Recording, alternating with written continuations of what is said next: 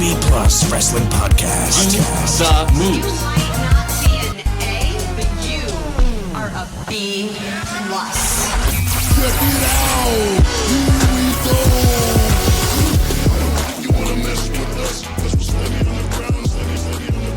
go! All right, ladies, gents, and non-binary friends, welcome to another B Plus podcast. Today is Sunday as I record this, probably Monday as you hear this. We're still working out the new schedule because of, the shake-ups that are happening in the wrestling world at large. I am your host, Greg Unchained, and I am joined by Mr. Mysterious. How are you, brother?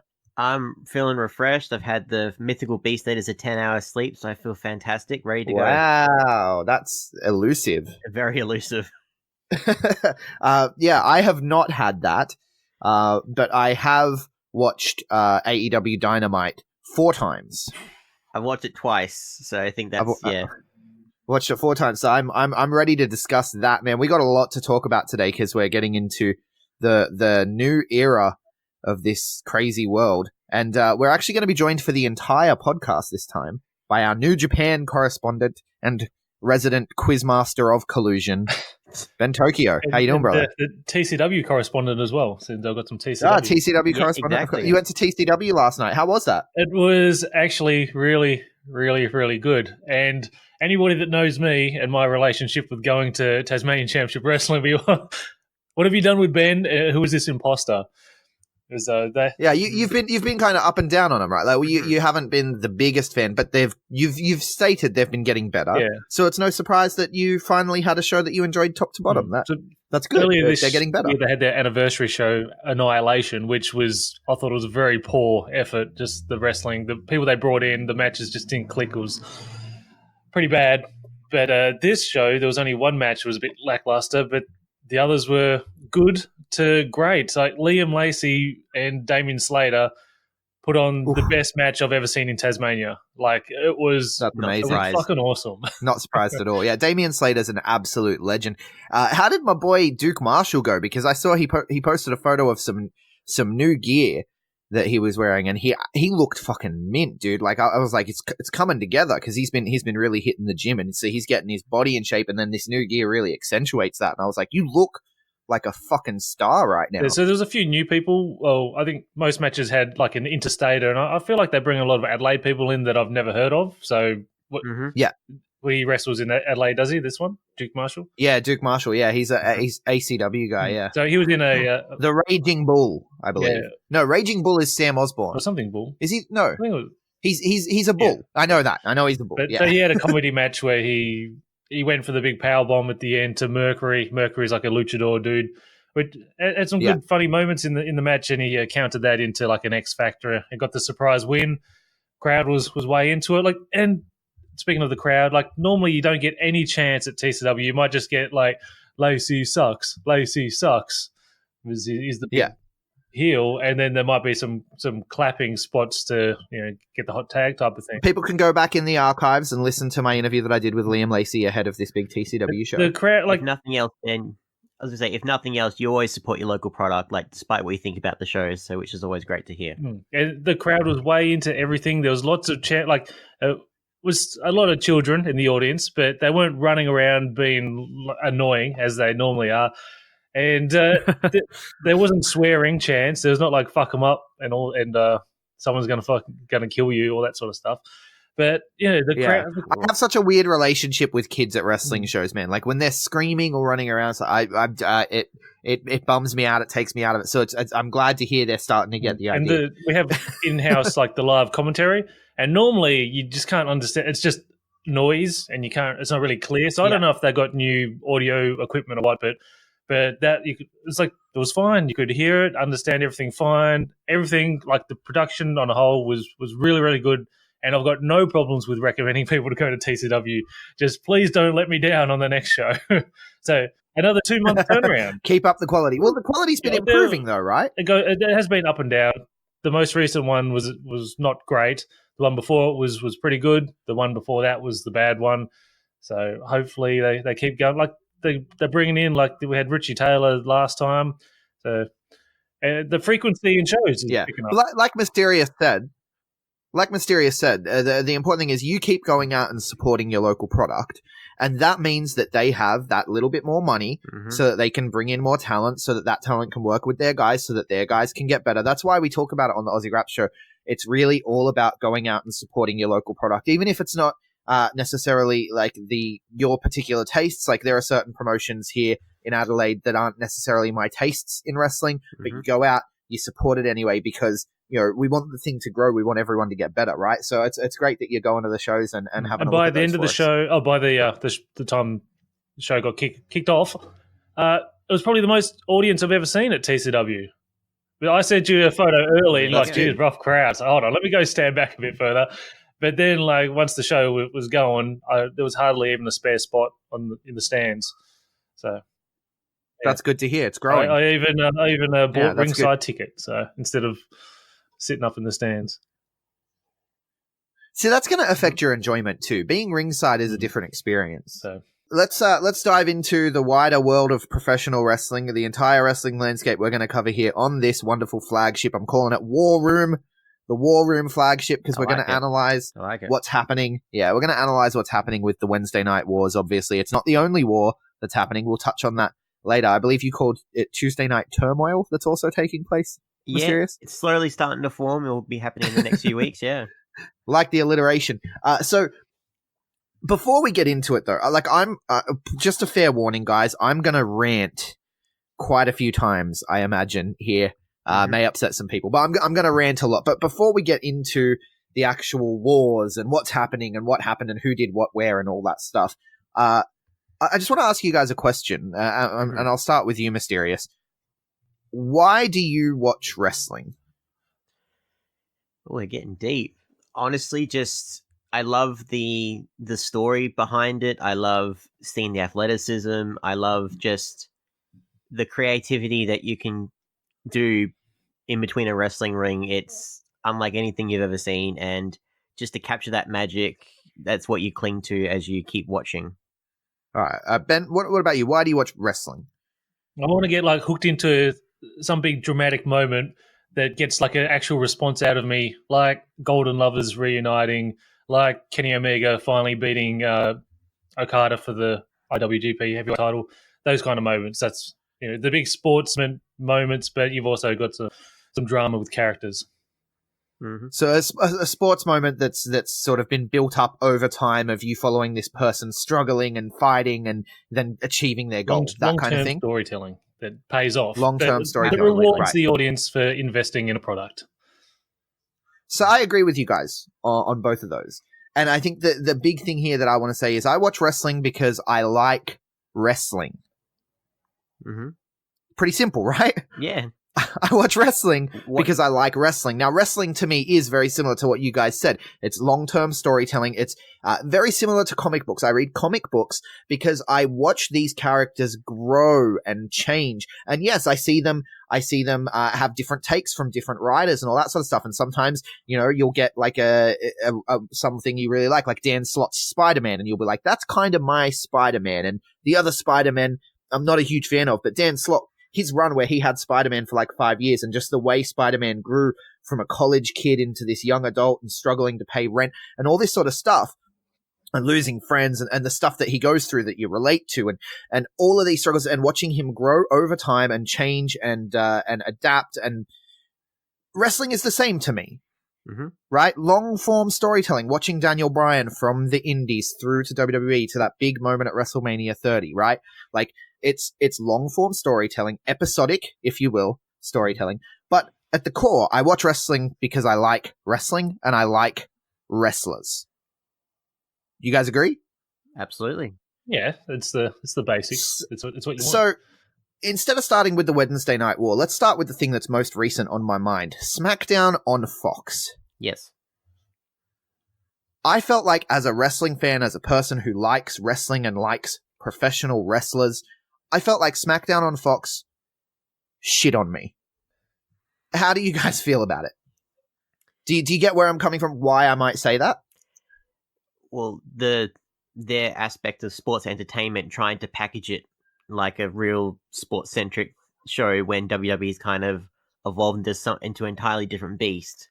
I can kind of see where you're coming from there.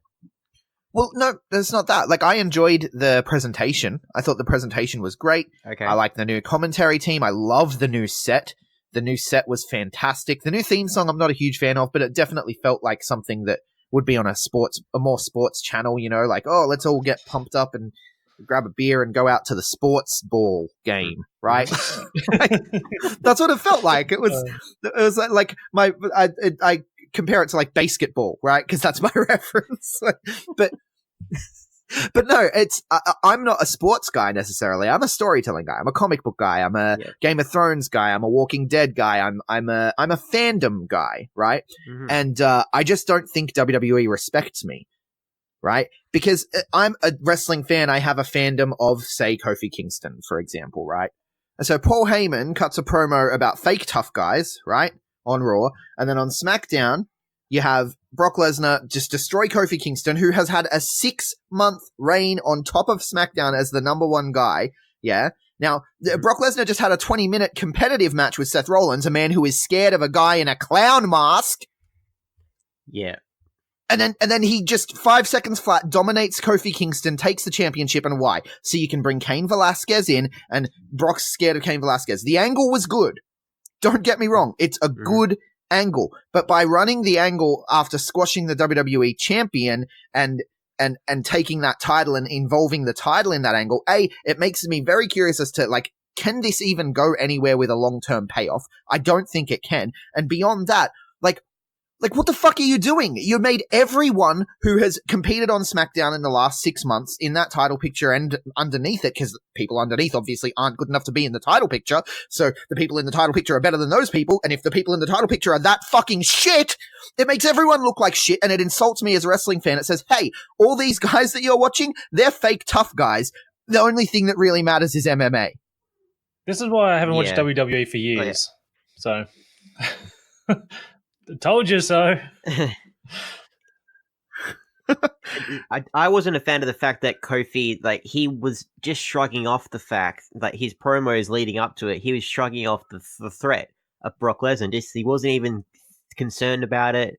Wasn't even concerned about, like, oh, maybe I should be, like, preparing, or just, like, they made him look completely inept. I agree. The storytelling with him after a 6-month reign, like, he's been a very strong champion, but his reign has left. I don't think he has. I don't think he's been a strong champion at all. I think the reign has been pretty awful. I think that the money in Kofi is in the chase. The reign's been awful, but in terms of, like, keeping him looking strong up to this point, he's been looking great.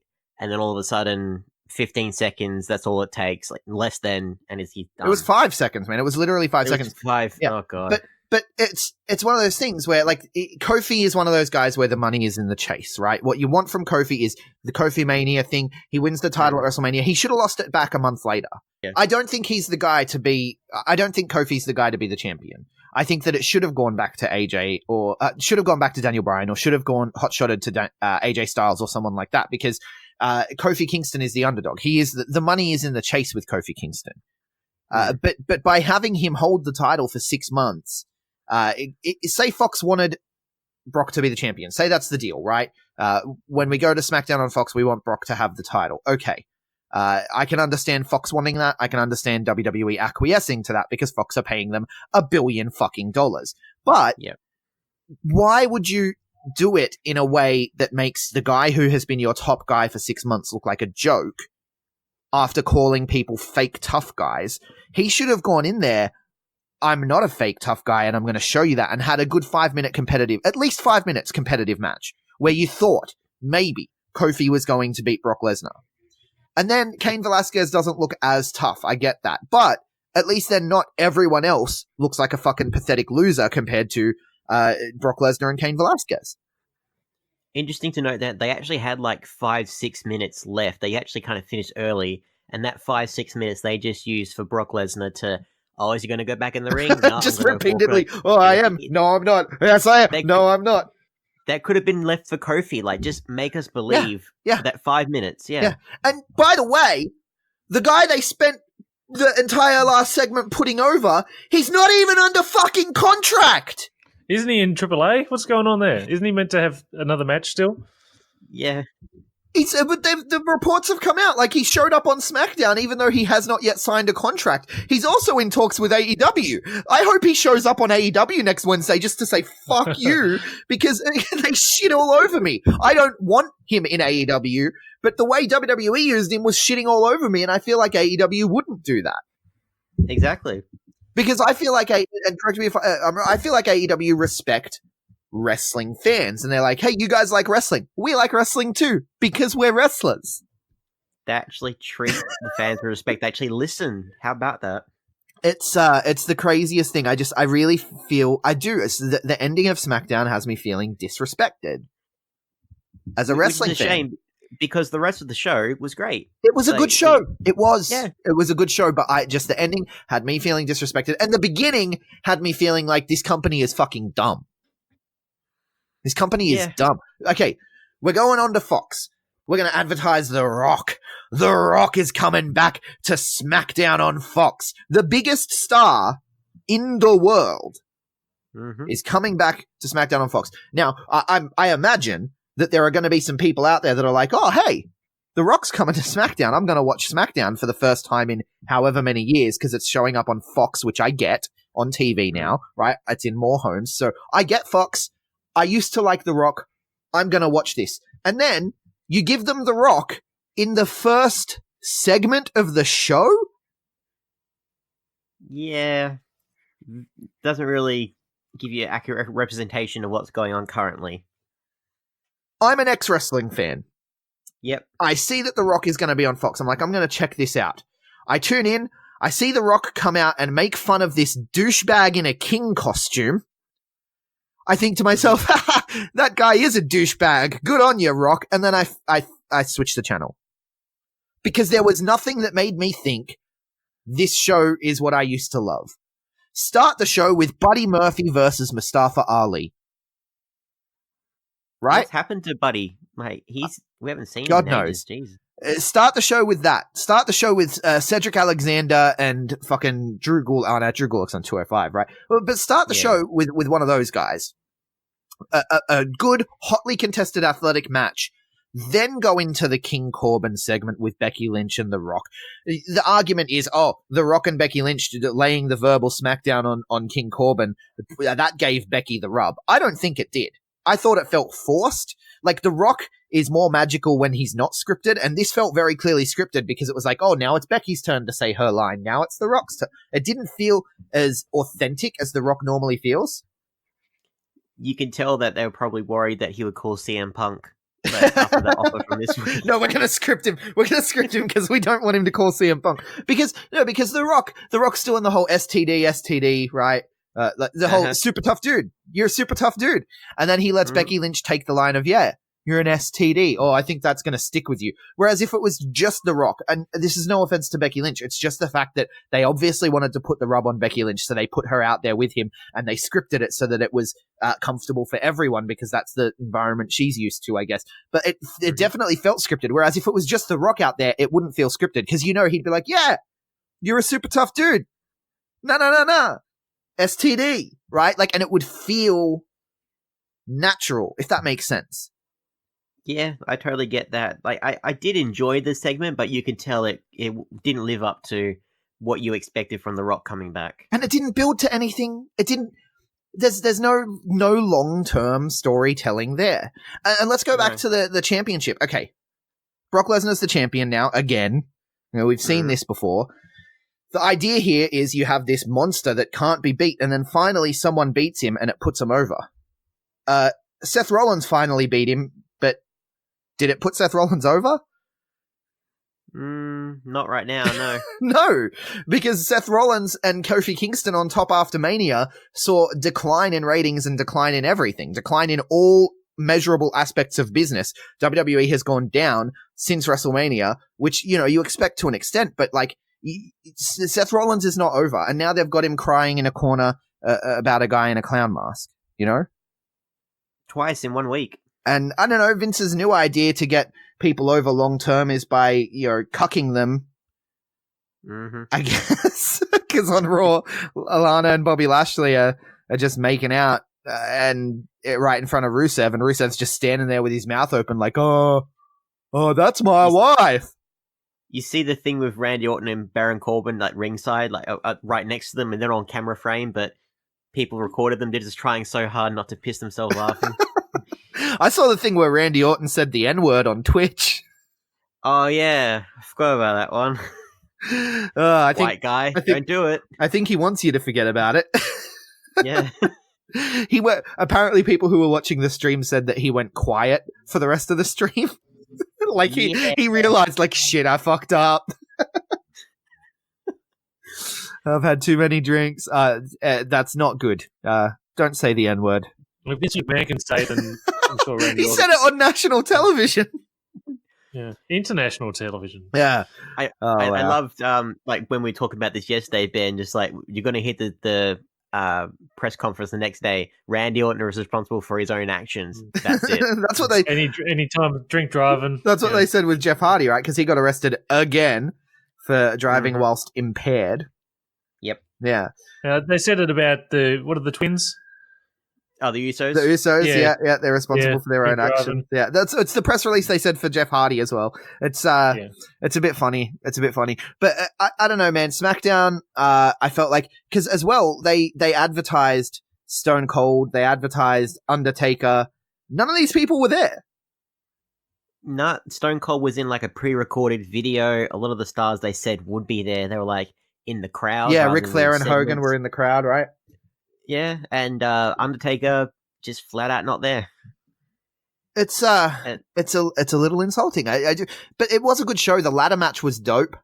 Which you know you don't expect to say that about Shane McMahon match these days because he's sort of peaked. Maybe I don't know what the word is, but like I haven't had as much enjoyment out of Shane McMahon lately. But this was a good match. This was a good plunder match. Well, he finally got his comeuppance, so that kind of fed into it as well. So finally off our TV. You talked about that 5 minutes they had left at the end. They could have given that to Seth and Shinsuke too, because that was a pretty dope match. Yeah, I would have loved to have seen that gone longer rather than all of a sudden, again, Bray Wyatt just attacks Seth Rollins. Yeah, you know, that could have opened the show. That could have opened the show before Brock and that, and give it, before The Rock, and give it a couple of minutes, because I feel like those two with a good lengthy match that can hook in people who are like I used to like wrestling, right? Mm-hmm.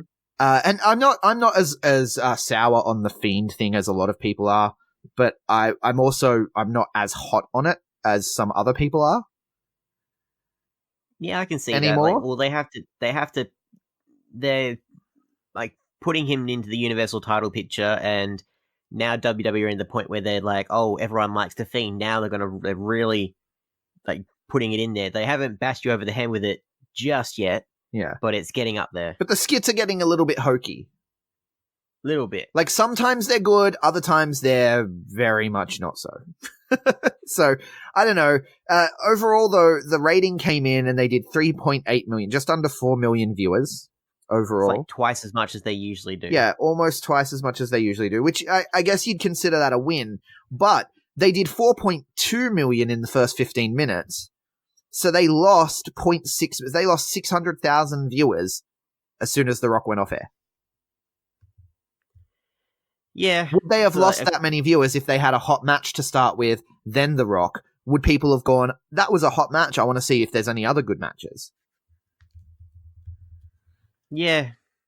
You know, that's my thinking. I don't know how you waste The Rock in the first segment when he's the big draw card. Like maybe he like pressed for time, like maybe that's all they couldn't get him for any much longer than that. They couldn't stay for the rest of the show. Yeah. I don't know. But so they did good numbers, and they did good numbers in demo, which is the important thing. In demo, they want that coveted, 18 to 34, 18 to 49. Those two demographics are the demographics that advertisers want. No one cares about anyone over 50, and no one cares about people under 18 because they don't have money yet. So it's all about the 18 to 49, and more importantly, the 18 to 34. And SmackDown killed it here, and they normally, like WWE lately, have been sucking with that demographic. And this is something we're going to talk about with the Wednesday Night War in detail, because I think it's going to be the decider. And it's that 18 to 34 and 18 to 49 demographic is a big thing for advertisers. And SmackDown did well here, but my thinking is I don't think they can retain it. And I think you may get a good number next week too. I think it'll drop. I think it'll definitely drop next week because I think the show was good. I don't think it was good enough to retain viewers, especially in that youth audience. And some people say, oh, well, the youth audience is just, short attention spans now. But I disagree, man. I disagree because look at the Marvel Cinematic Universe. You want to tell me that we have a short attention span when we just celebrated the end of a 12-year story? Yeah, and you could tell, you hear the stories after SmackDown, just fans were chatting AEW because they were pissed off about what had transpired. Yeah, I don't think that I don't think that WWE can capture that youth market. I think they have a real problem speaking to young people today, specifically young men. They need and they're not getting them. They're just not getting them, and I don't think they can. And I don't think what they gave us on SmackDown will keep that audience. So I think next week we're going to see a drop, probably down to 3 million flat. I think it'll be quite a drop, 3 million, 3.2, because it's the draft, right? You got the draft, yeah, and then the week after the draft, it might stay steady around the 3 million as people see how the draft plays out and what it means. We might stay steady around 3 million, but then I think it's going to drop back off. And I think by a month's time, 2 months' time, WWE is going to be right back where they were, only pulling in 2 million viewers each week and being like, what's going on? That's how I see it going with the product we're getting. Yeah, absolutely. And you can tell if Vince McMahon could, he'd be out there like in Steve Buscemi style, just evening fellow kids, just trying to figure out exactly what's going on. Why am I not hip anymore? If he could, he would. The thing is, he's got a tool in his arsenal. Paul Heyman, he's got this... Paul Heyman listens. Yeah. He listens. He's got a company called Heyman Hustle, right? And what he would do is, in New York, right, he would go and have, they would just bring in kids off the street, right? Yeah. And sit down with kids and be like, what's cool lately? What are you guys doing? What apps are you using? What music are you listening to? What shows are you watching? What shoes do you like? Yeah, he literally, he holds, these little what's the word? Focus groups, right? Yes. He holds, a reverse focus group. Instead of being like, here's this thing. Do you like it? What do you like about it? Blah, blah, blah. He brings people in and he's like, what do you like? We want to know. And so he actually has his finger somewhat on the pulse. And he's the secret weapon that Vince has in his arsenal, if Vince wants to unleash that and listen to it, which I don't think he is, because although, the whole cuckolding thing on Raw, it's kind of out of the ECW playbook as well, I will say. So it's probably... It just probably feeds into his sense of humor, just as long as he cuts at least 1 or 2 stars for Vince McMahon, then Paul Heyman can do whatever else he wants with the roster. Yeah, that's Vince McMahon's favorite wrestling hold, by the way, the cuck hold. Oh my god. I stole that from a meme. That is not my joke. I saw that on Instagram. But yeah, so the numbers for SmackDown were good, and the numbers for Raw this week were good as well. But they peaked. The Raw was more the 50 and over demographic, and they peaked with Hogan and Flair. Which unsurprisingly, yeah. There's no money in that long term. We talked about long term storytelling, right? There's no money in these things long term. No, the story 30 years in the making between these two senior citizens. Go. Well, and it's all going to fucking Saudi Arabia too. All this shit's going to Saudi Arabia. I know, yeah. Cain Velasquez and Brock Lesnar, they're having their match at Crown Jewel at Saudi Arabia. That's the rumor, yeah. So I'm not going to watch it anyway, right? Because I don't watch any of the shit they do for blood money. No. So I don't know. Where do you think the story, what happens with Brock Lesnar and Cain Velasquez? Does Cain Velasquez win the WWE title in his first ever match? I don't see this story. I don't know why it needs to involve the title. No, that's the big thing. No, it doesn't need the title. It was a great angle. It was a brilliant angle. Amazing money match. Definitely worth booking. Just don't have the title involved. Don't shit on everyone else. And Cain Velasquez, he is growing as a wrestler, with the work he's doing in He's got AAA. potential. Yeah, he does. But if you put a title on him, he's not going to be seen as a wrestler. He's going to still be seen as the former UFC heavyweight champion. He's got potential. He's not ready for main event primetime, cable television as a wrestler. He's not. He's just not. His little promo that he did on WWE.com exclusive with Rey Mysterio wasn't good either. I don't know. He's got an aura about him, What about people talking about his body? Like, oh, he looks out of shape. Are you a fucking idiot? No. He trains to kill people.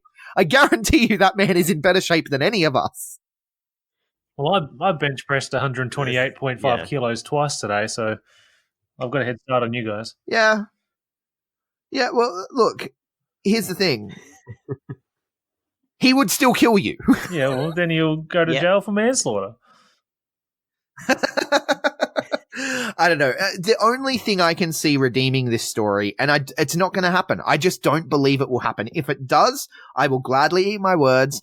But the only thing to me that redeems this story is if the story drags out a little and Matt Riddle gets involved and Matt Riddle topples them both and sends them packing because they're part-timers, Cain Velasquez and Brock Lesnar, and Matt Riddle, because Matt Riddle is a guy who has earned his stripes with me. He has earned his stripes with the wrestling fan who likes wrestling and likes wrestlers, which is what brings it back to the question I asked you guys in the beginning, right? You're watching wrestling to see wrestlers, not Cain Velasquez and Brock Lesnar. Boxing guy. Mm-hmm. With Braun Strowman. Yeah, Tyson Fury with Braun Strowman. That's where it's going to go. Oh, yeah. That's where it's going to go. Braun Strowman is going to beat Tyson Fury at Crown Jewel, right?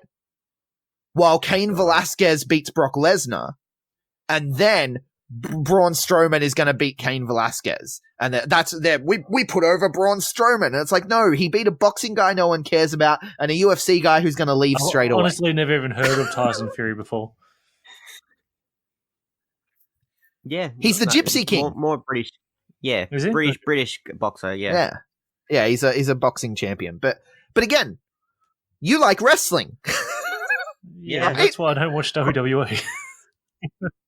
Yeah, you don't. Who gives a shit about Tyson Fury? Who gives a shit about Cain Velasquez? I'm sorry, Rey Mysterio. I don't care if you're familiar. I would have popped more if Rey Mysterio came out and beat the shit out of Brock Lesnar.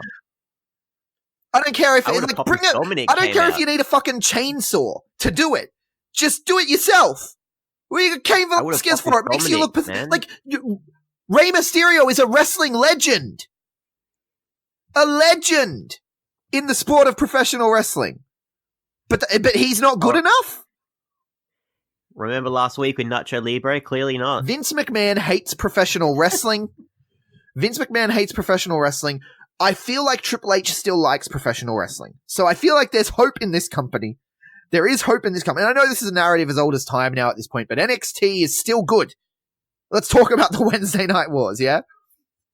Yeah. Is there anything else from SmackDown and Raw you want to touch on? Because I know there's a lot that we didn't talk about, but I feel like the overall picture is Vince McMahon hates pro wrestling. If you're a wrestling fan who likes wrestling and wrestlers, WWE is not the place for you.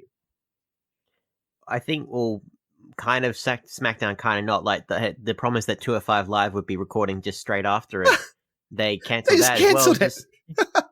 Yeah. No 205 Live this week. None of the best wrestling that you'll see this week. It's not happening. No idea what's happening with that in that front. I think they're folding the Cruiserweights into NXT because they've called on NXT this week. They called the Cruiserweight Championship the NXT Cruiserweight title. Yeah. So and they're going to have Lio Rush face against Gulak for this week's NXT, which will be a brilliant match. It will, absolutely. And if WWE want to capture the youth audience, that's a good match. Lio Rush, Ricochet, Street Profits. These are people who can capture the youth market. Who else? Forgotten Sons, maybe a little, as heels. Like NXT is probably the only shot they have at capturing the youth market, but they're not doing it. That's the big story coming out of the Wednesday Night Wars, is they got smashed. Which, unsurprisingly, because if you kind of need them to lose this week, if nothing else, for them to try and be better for the weeks to come. Because if WWE if they actually did win this week, then it'd just be like, oh, that's our job done. Like, we just keep doing what we're doing. They got smashed in the ratings. And I knew when I woke up on Friday morning, I was like, I bet the ratings are coming in by now. And I open up the app and I see WWE's statement was the first thing I saw. WWE's statement. And as soon as I saw that statement, I was like, oh, it's bad. They're trying to get ahead of this. Mm-hmm. No. Yeah. Does anyone have the statement in front of them? Does anyone have it?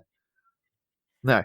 No, not in front of me. It was something to the effect of, we congratulate AEW on their successful premiere And the real winners here are the fans. Like, that's where you get it. The real winners. The real When winners. do they give a fuck about the fans? The Jeez. real winners here are the fans. Well, no, I feel like this is somewhat Triple H's attitude. I do.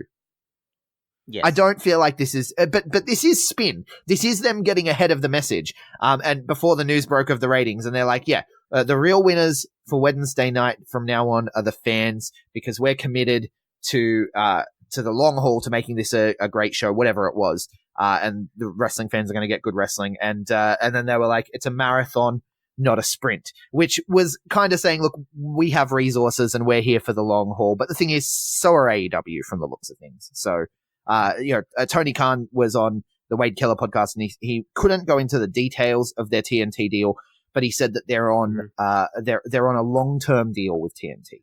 So I'm thinking they've probably got a TV deal for 5 years locked down. Yeah, without question. And we talk about the demographic, the 18 to 49, like AEW, like they kick their ass, like, and ironically the 50 plus bracket, that's the only bracket that NXT and WWE actually won this week. Yeah, we'll get to that. We'll get to that. Yeah. But I just want to say, with Tony Khan on the Wade Keller podcast, talking about the TNT deal, they were hoping for 500,000 viewers. That's the number TNT wanted. Oh, okay. And they got triple what TNT wanted. So TNT are very happy. AEW are very happy. And from what I can tell, the fans have been very happy. I don't think AEW on Dynamite on TNT was a perfect show by any measuring standard. But what I think it was, work out the king. What I think it was a show of force of, this is what our TV is going to look like. Because it didn't feel like a special show. It felt like a television wrestling show, a wrestling show on TV, right? NXT, it felt like a takeover. NXT stacked the deck. They had the first 30 minutes ad-free, right? Yep. And this is because they have a long-standing relationship with USA. So they have some sway with USA, and they can do some things like get a 15-minute overrun so that when AEW on TNT finishes, fans switch the channel and watch the last 15 minutes of NXT because they ran long, right? So they have advantages. And if you like, they pulled out every trick in the book. They even had wrestling media. We weren't invited, but they had wrestling media at the Performance Center the day before. So any last minute hype for AEW was squashed, right? Because all of the wrestling media were writing stories about, today we toured the Performance Center and this is what we saw. Check out this thing from the Performance Center. How great is WWE, right? So WWE have all the advantages in the world, and they pulled out every trick they had in the book, putting on a takeover style card. Didn't help. And they still lost. Back to the drawing board, boys. Now, you guys watched both shows? Yes. I've watched both shows, yeah. How about you, Ben? No, just AEW for me. You Just AEW? didn't watch NXT? No, I don't watch that stuff. Got a question about AEW though. Will they release numbers of like who bought like the overseas, the Fight TV numbers? Will they say like so many people have like the AEW Plus or just buying a one-off episode like I did? I'm sure Dave Meltzer or someone will be able to give those out, like probably like later on in the next few weeks. I think that sort of thing takes longer to get. Okay. I'm interested to see how those numbers add to the the viewership numbers.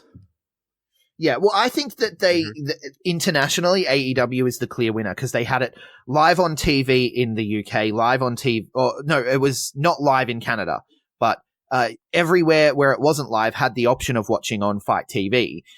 So, like when you look at the social media trends on Wednesday night in America, AEW trended number 1.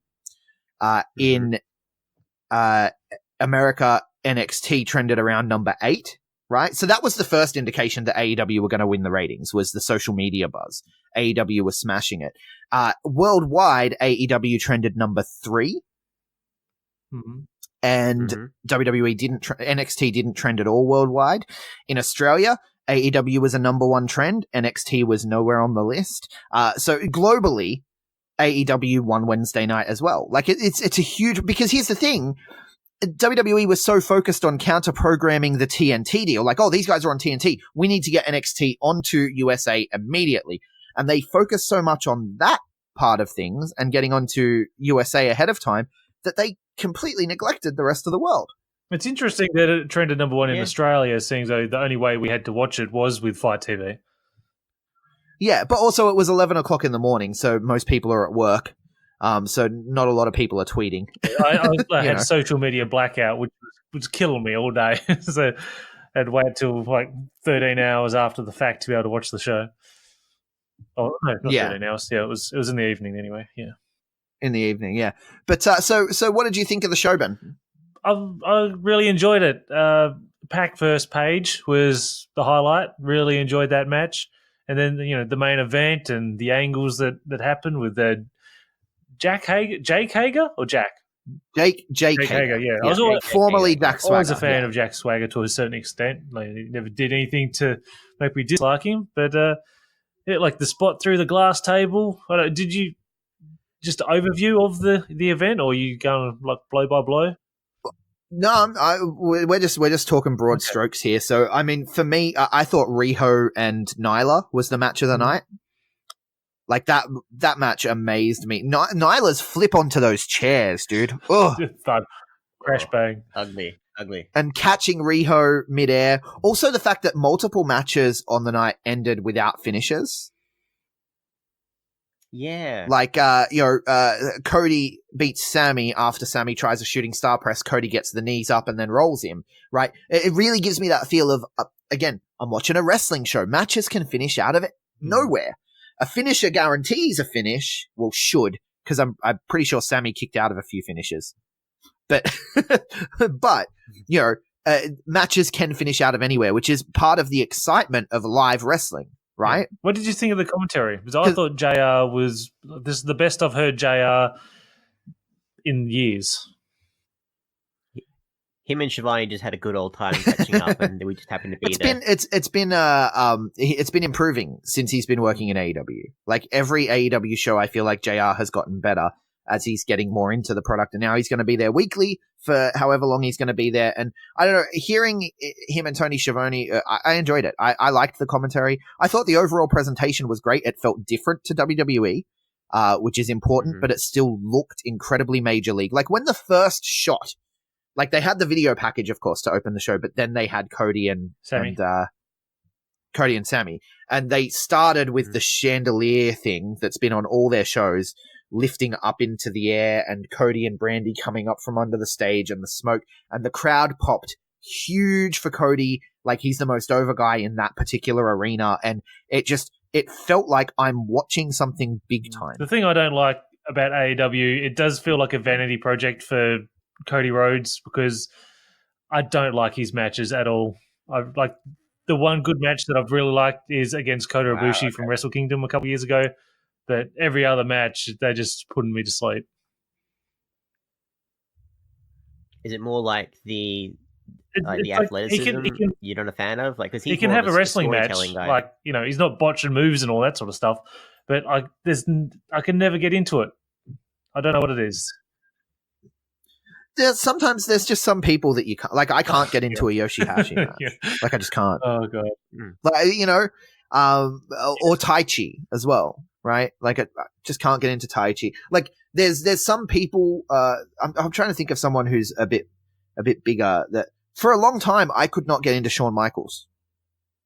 Right, okay. I've admitted that I'm wrong about Shawn Michaels in retrospect, but when I was younger, I was just not a fan of Shawn Michaels. There was just something about him where I was like, his matches, I just don't see it. And everyone else loved him, and I didn't, and so that's fine. Like I get that, but you can accept, right, that when you see him come out and do his thing, he's a star. It just feels like it's all orchestrated to make him a star, where it's like, yes, I've hitched my wagon to the Young Bucks and Kenny Omega, and you're going to fucking cheer for me because we made this company and we're going against WWE. You're going to cheer for me. And then you got to watch a Cody Rhodes match. Yeah. Well, I enjoy Cody Rhodes matches. I again, it's just one of those things. Like I enjoy the way he tells his stories. I can't even explain it necessarily. It's just like as I watch it, I tend to feel things more when I'm watching Cody matches. Like his match with Dustin was incredible. Yeah, well, that was like the old school bloodbath. So he made me enjoy a match with Nick Aldis. Yeah, just think of All In. Yeah, Magnus, Ben Magnus. Yeah. The other person is Chris Jericho. I don't want to see Chris Jericho ever again in New Japan. And now we're getting a Cody versus Jericho match. So I'm just, You're gonna see him in New Japan. It's gonna happen. He'll be at the Dome. But yeah, Jericho. Again, Jericho's just. I think there's a case for Jericho being the greatest of all time. WCW. Yes, we talked about this before the show. Please don't make me hear it again. I'm going through it again. WCW, WWF, WWE, New Japan Pro Wrestling, and now AEW. Music career. Let's just talk about the wrestling. Just the wrestling. Has anyone in the history of wrestling gotten over in more places? Territory era doesn't count because yes, they were getting over in more places, but it was still just America. You know what I mean? So like, I feel like if you get over in WWE, you got over in all the territories. Does that make sense? Anyway, has anyone ever gotten over in more places than Chris Jericho? You're going to have to give me time to think about this because I will fight you on this. And also against more odds, too. Yeah. I mean, you've got guys like Daniel Bryan, AJ Styles, like they've gone through like your Ring of Honors, your TNAs to get to did where Jericho they are ever now. make it big in TNA? Come on. Look, AJ Styles, I think there's an argument for him, too, like with TNA, then New Japan. And then, obviously WWE. But you got to look at Jericho was in the peak era as well with WCW and WWF, and he was a hot name. Who would have expected Jericho? Jericho got himself that Universal, when he held the 2 championships. Was that when they combined into the Universal? Undisputed. Yeah. Right, undisputed. That's the word I was looking for. Yeah. He earned that. Like he got to that point. No one wanted him there. He was never the choice. Jericho train when that happened. Don't worry. I was all on board at that point. Yeah. And he's gotten more stuff over. Like he got a little bit of the bubbly over. He got the list over. He got it. Just the word it. He got a word over. It. I regret bringing up Jericho now. Jesus. I really think there's a case for him being the greatest of all time. I was a Triple H guy when I was younger. But I think when all is said and done, at the end of the day, I think we're going to look at Jericho and be like, wow, he was really something special. Like he was better than Ric Flair, he was better than Hulk Hogan, he was better than all these guys. I don't know. You still going? I really think we will at one point. But anyway, AEW won the ratings. That main event angle with JK. That's the one thing I'll say about AEW was there was a lot of run-ins and attacks. Yeah. It was like very chaotic, WCW. Doesn't even disqualify when Moxley came out. It's like Moxley. Yeah, that didn't make sense. Why was that not a disqualification? Yeah, it was like blatant right in front of him. So, yeah. Like, why not take him out before the match? Take him out before the match and then have the Bucks go, no, those guys attacked us. We're having this match. Oh, we don't care if Kenny's not here. We want LAX. We want Chris Jericho and have the match. You know what I mean? Like, why not do it before the match instead of, like, just ignoring your rules? Yeah, like, you have referee's discretion, but that can only go so far when, like, Moxley's, like, right in the ring. Yeah, it just takes a competitor completely out of the match. But also, how good was Kenny grabbing the mop? Come on. Yeah, the crowd knew what was up, obviously. That was, the cleaner. I love that. Yeah, the crowd were clued in. Everyone was keen on it. Like, this is that's the thing, is it's attracting a crowd of people who want to be wrestling fans. This is what I want to talk about with AEW and their ratings wins. So, they obviously, like you alluded to, Mysterious, they smashed it overall, but specifically those key demos. The only demo that NXT won was over 50s, right? Mm-hmm. But the key demos, they absolutely smashed it. They gained teenage girls throughout the show. Specifically, the Riho and Nyla match gained teenage girls, and that's a hard market to gain in. Like it just doesn't happen. Should we talk about how that match kind of got spoiled a little bit? Jason Mewes, Instagram Live. Go ahead. So on before the match, the show, you had Jason Mewes. Before the show, Jason Mewes was doing a live stream. It was on Instagram or Twitch. Hey man, I'm backstage with Kevin Smith. We're doing a Snoochie Boochie. Yeah. Promoting the Jay and Silent Bob reboot, and in the background is Riho getting her photo op like as the new women's champion, and then backstage and trying to say like, "Oh, don't worry, we take photos of both the women just in case in case either of them win." And just like they wanted to tell us like, "This is why no one is back here, you idiot." Yeah, that's a bit awkward.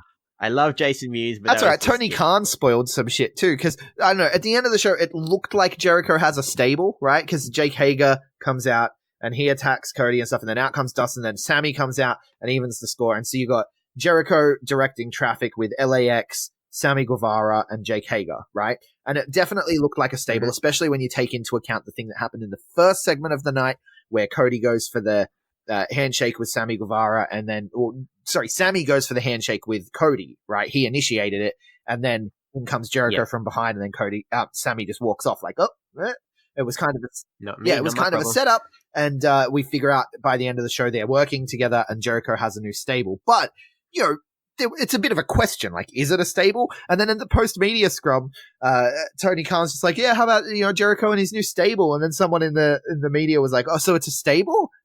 And he's like, well, I mean, it looked like it to me. You tell me. What did it look like to you? They looked good together, didn't they? They looked organized. And I'm just like, foot firmly in mouth. Hilarious. Bless yeah, him. So... You had to expect some kind of confusion, like some error. Oh yeah, they're gonna stumble a bit. But it was overall, it felt like a show that respected wrestling fans. And here's the thing: that key demographic, that 18 to 39, I'm in that demographic. Both of you are in that demographic. Now, I don't know about you guys, but just from me watching the way the world works, and from me watching, what things are successful and what things aren't, and what things attract me and don't. Fandom is a big thing in our demographic, right? In our age group, right? Yeah. I'd especially say in the younger, the 18 to 34, fandoms are huge. Like, you can almost, like, if you're on dating sites, right? It's almost it's a pretty solid first question. Like, oh, what's your biggest fandom, right? You got people that are in the Pokemon fandom. You got people that are in the Walking Dead fandom, Star Wars fandom, Harry Potter fandom, Marvel fandom. Like, fandoms are huge. Comic-Con is a giant industry built on fandoms. Wrestling fans are the same people that are into all these other fandoms, right?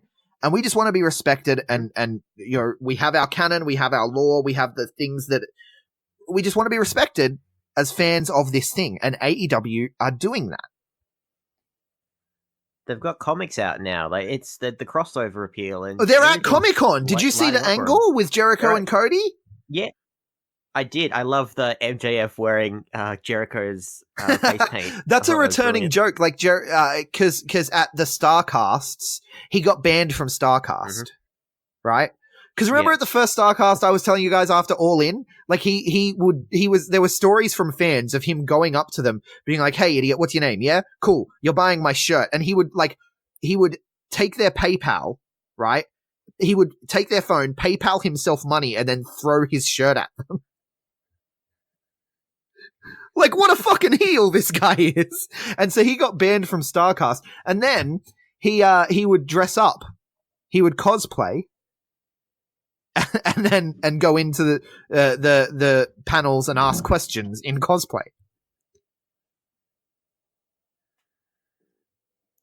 It's a recurring joke. And so he shows up at the Comic-Con and he's doing he's dressed up in Jericho cosplay almost. I thought it was hilarious. But yeah, so Jericho and Cody had a bit of a brawl during a panel. But they're having panels. I mean, WWE do panels and stuff too, but they don't engage that Comic-Con audience. They don't engage their fandom the same way AEW do. WWE, when they engage their fandom, look at Access. It's just, give me your money, give me your money, give me your money, give me your money, right?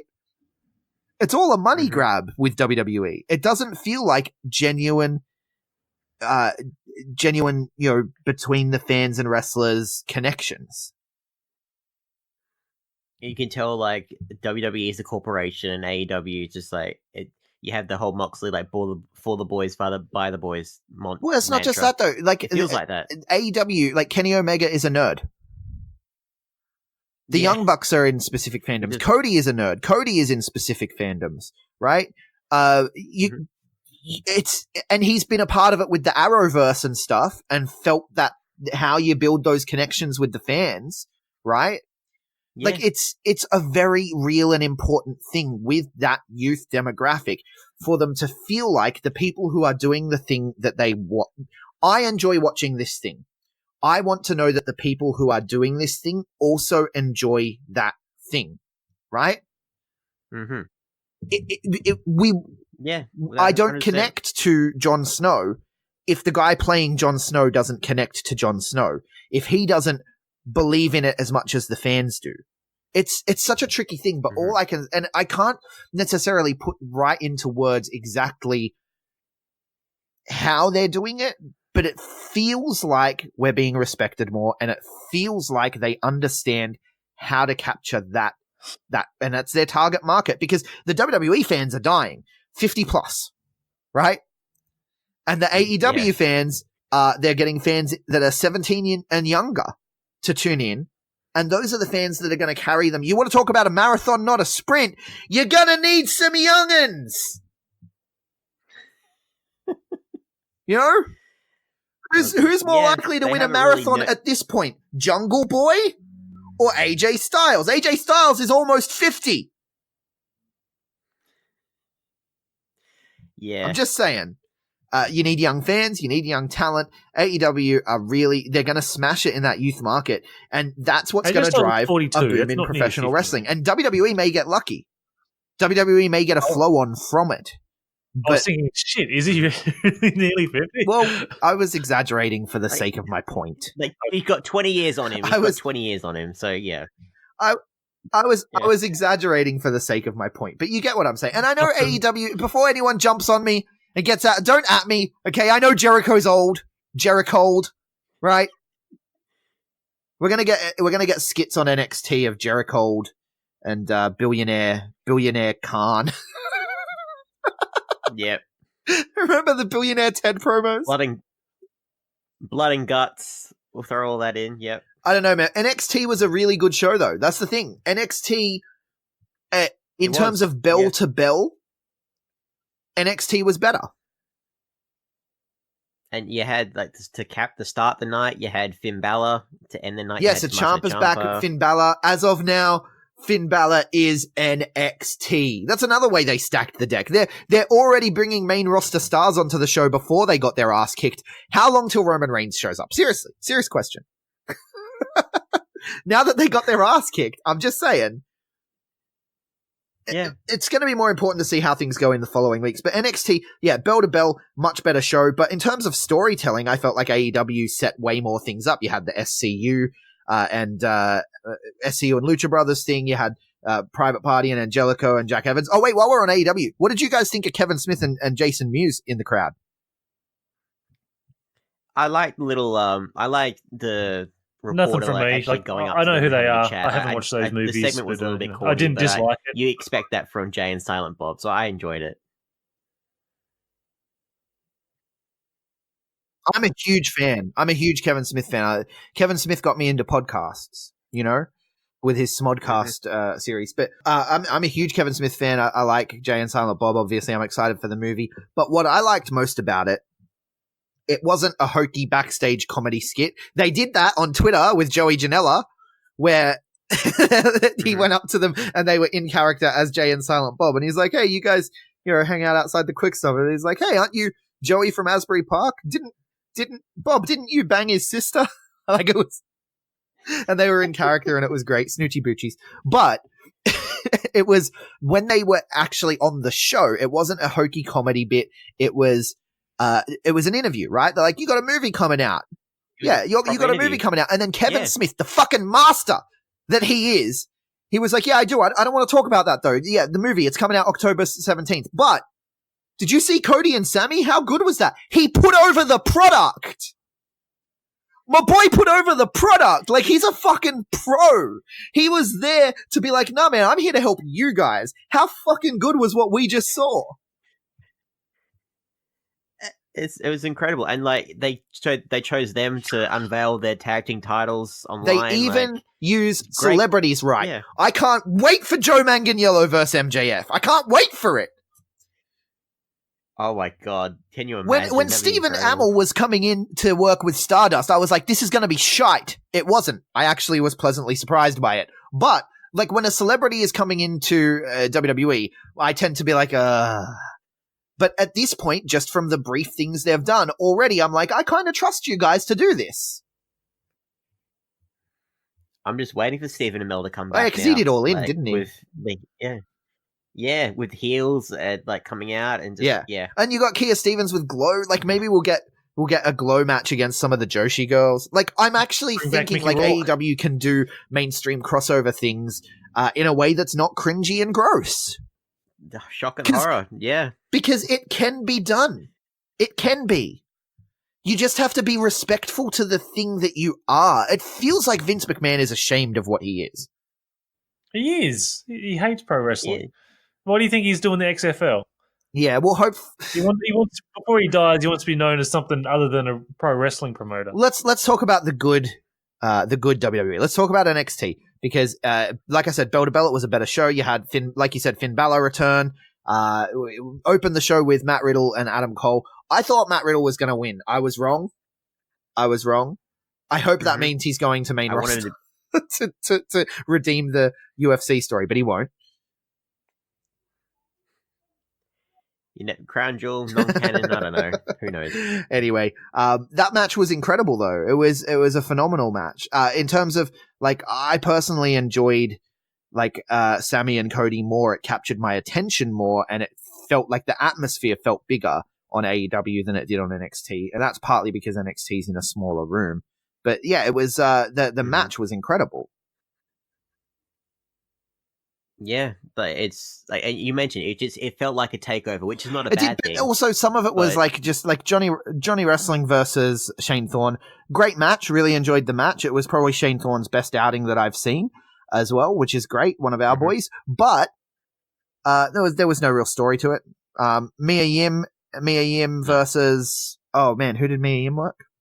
Io Shirai and Mia Yim. Yeah.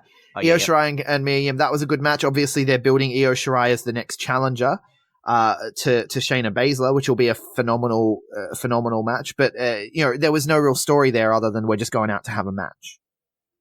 Which is where I think they are kind of counter programming AEW because AEW were like, we're going to be sports focused, we're going to be sports focused, we're going to be sports focused. So NXT were like, well, let's just do the sports thing, let's just do matches. There was almost no promos. It was great, but then AEW are still telling stories. You know what I mean? Like I said, we got a lot of story development on AEW. We got a new stable, we got run-ins, blah blah, all this sort of stuff. We didn't get any of that on NXT. There was nothing to hook me back for next week. And I'd say that in terms of like both brands, in terms of promos, because NXT don't really have chance to do much promo game. Like you cross over to AEW. Like MJF cut his promo. Like there's a lot of guys there. Well, Velveteen Dream and MJF were cutting their promos at the same time, and when I was watching live, I will admit Velveteen Dream captured my attention because I was sitting on my lounge watching AEW, and I had NXT on my laptop in the bedroom, so I could see it, and I could, if I wanted to, get up and come over here to hear it. And MJF his music hit as Velveteen Dream was on the stage, and I was like, oh, what's Velveteen Dream talking about? And I sort of stood in my doorway so I could hear both, but I was really listening to Velveteen Dream, which is saying something because MJF's a great promo. But I knew where MJF was going. You're all poor, you're all idiots. Like I knew what I was getting. Whereas Velveteen Dreams was a little more like, oh, what's happening here? He's talking about taking on more than one guy at once, It's very sexy. I love Velveteen Dream. Yeah, I can see that. Yeah, as a whole, though, I think AEW, like, they have better talkers than NXT because their focus is more on the matches, which is not a bad thing, just as a well, Street Profits entrance, though, with Wale coming through the crowd. Yeah, feeling like fucking Sandman at the ECW arena. You got red cups waving, making Matty Wahlberg jealous.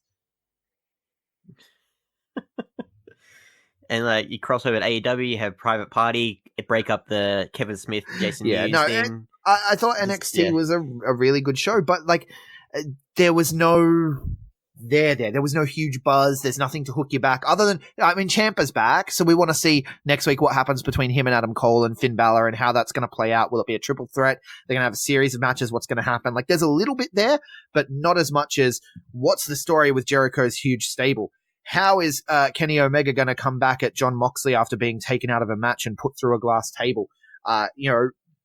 Will Private Party advance in the tournament? Like, there's a lot going on AEW, like a lot. And what they announced some matches for next week too, right? With the Hangman Page and Dustin are going to take on Jericho and Sammy. So we get to see how Sammy and Jericho are going to work together, which is something I'm really curious to see. Because you got Jericho, the evil mastermind, and then this cocky kid with a shit-eating grin on his face. Just you want to punch Sammy Guevara in the face, right? Like, maybe even more than MJF. It's the panda thing. He just the panda head. Holy shit! Just poking his tongue. I just realized that they alluded to these because now MJF aligned with Cody against this stable, even though he's calling all the fans dumbasses and poor and all that sort of stuff. He's kind of the face. He's the guy you love to hate, but he's the face. He's still he's aligned with the good guys doing the good guy things, right? But and Sammy Guevara, he's a dick. Do you remember being the Elite skits where everyone was like MJF would be like a complete asshole, but then they'd be like, I kind of like that guy. And then Sammy Guevara was being really nice, but everyone was like, that guy's such an asshole. Even his mum, he's an asshole. They're paying it off now. Holy shit. I'm only just realizing this as we're talking. And that's the kind of thing where I feel respected as a fan for paying attention over time. That's what's going to get me to keep watching. That's what's going to get that 18 to 39 demo. Yeah, without a doubt. And just long-term storytelling, like we just mentioned before. Seeing characters grow and change and react. Do you have a different take at all, Ben? Or do you feel like AEW has the potential to capture that market and actually drive new interest in professional wrestling? Like, this can be cool again.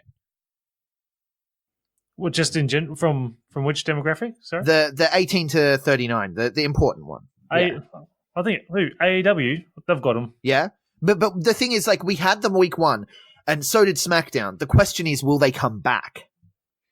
I feel like AEW, yes. WWE, no.